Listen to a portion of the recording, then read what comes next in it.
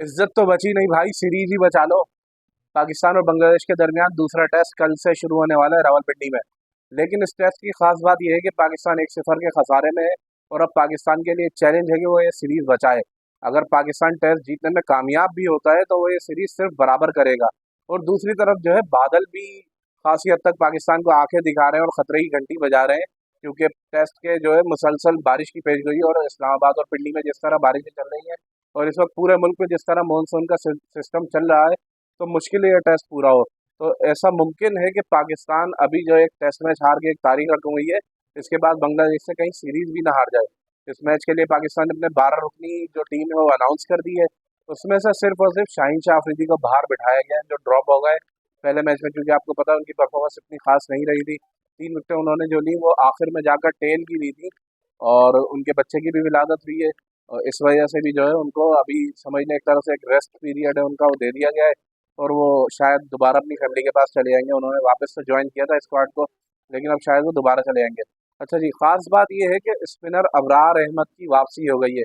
जो हमने अपने पहले टेस्ट में सबसे बड़ी और संगीन गलती की थी स्पिनर ना खिलाने की, अब शायद उसका अजाला करने वाली है मैनेजमेंट, क्योंकि अबरार अहमद को 12 रुकनी स्क्वाड में शामिल किया गया है और इसके अलावा फास्ट बॉलर मीर हमजा को भी उस 12 रुकनी टीम में जगह दी गई है। अब देखना यह है कि पाकिस्तान टीम मीर हमजा के साथ जाती है, मोहम्मद अली के साथ ही रहती है, क्योंकि मोहम्मद अली का भी कोई बहुत ज़्यादा अच्छा टेस्ट नहीं किया था।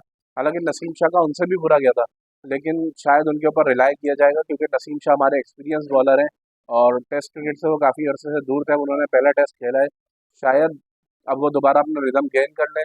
लेकिन बाबर आजम को रिटेन करना मेरे ख्याल में ये एक बड़ा क्वेश्चनेबल डिसीजन है, क्योंकि कामरान गुलाम को आप ट्राई आउट कर सकते थे, लेकिन हमारी टीम मैनेजमेंट को अप्रोच है वो हमेशा से ही डिफेंसिव रही है और अभी भी शायद इसी डर की वजह से कि कहीं हम दूसरा टेस्ट भी ना हार जाए, बाबर आजम को ड्रॉप नहीं किया गया।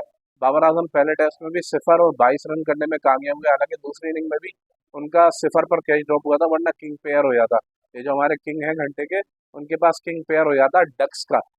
लेकिन बस किस्मत थी जो लिटन दास ने शरीफुल इस्लाम की पहली गेंद पर कैच छोड़ा और बाबर आजम 22 रन करने में कामयाब हुए। बाबर आजम को मेरे ख्याल में खुद भी ना रेस्ट की ज़रूरत है, क्योंकि 2-2.5 साल पहले का जो बाबर आजम था वो अब हमें कहीं पर नज़र नहीं आ रहा। उसकी परफॉर्मेंस में मुसलसल डिप आता जा रहा है और अभी तक हमारी टीम जो है बाबर आजम पर रिलाई करती है, तो उस तरह से परफॉर्मेंस निकल कर नहीं आ रही उनकी। इसलिए दूसरी इनिंग में आपने देखा हम 146 और बंडल आउट हो गए। हमारे बल्लेबाजों ने सारे रैश शॉट्स खेले, तो उससे भी सीख लेनी चाहिए। एक ये चीज़ है हमारे सामने।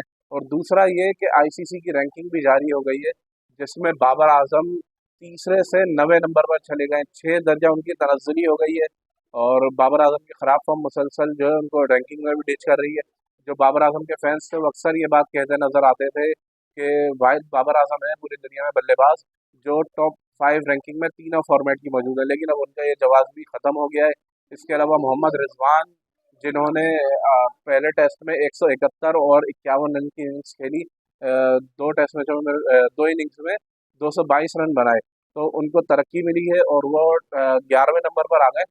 हालांकि उनके पॉइंट्स जो है वो 10वें नंबर में मौजूद मौजूद बल्लेबाज है, 728 उनके पॉइंट्स बराबर हैं और 10वीं पोजीशन काउंट होगी, लेकिन उनका नंबर इस वक्त 11वां है। इसके अलावा शाहीन शाह अफरीदी जो पहले टेस्ट में स्ट्रगल करते हुए नजर आए थे, उनकी रैंकिंग में भी तनज़्ज़ुली हुई है। टॉप 10 में तो वो मौजूद है 10वें नंबर पर, लेकिन 2 दरिया पर उनकी भी तनज़्ज़ुली हो गई है और मुसलसल डिप आता जा रहा है हमारे स्टार्स खिलाड़ी जितने भी थे उनकी फॉर्म में। अगली वीडियो में मुलाकात होगी। Like, share and subscribe.